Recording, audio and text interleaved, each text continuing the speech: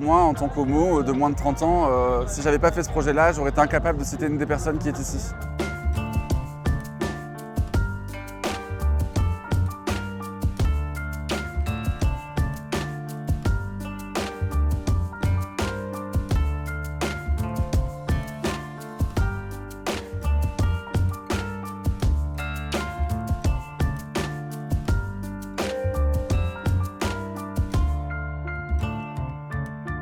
Les militants LGBT qui ont milité pendant les époques, les années SIDA ou même avant, vont vieillir, vont mourir, et si on ne fait pas cet effort de transmission de la mémoire et de conservation de cette mémoire, elle finira par être oubliée.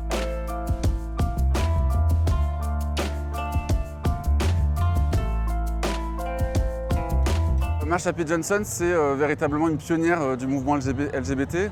C'est une des premières personnes à avoir riposté contre la police pendant les émeutes de Stonewall en 1969. Et elle a été vraiment en ligne de front de tous les droits gays au départ, mais surtout LGBT et trans.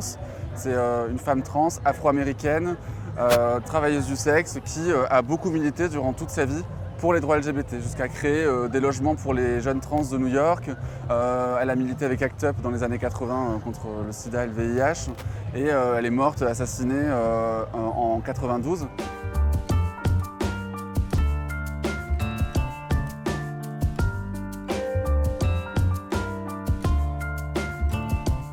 C'était une personne très extravagante, très flamboyante à travers ses tenues, ses maquillages, ses bijoux.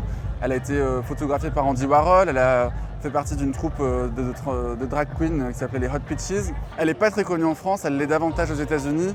Et c'est dommage, et même en France, on a du mal, pour les jeunes générations LGBT notamment, à sortir des noms d'activistes français.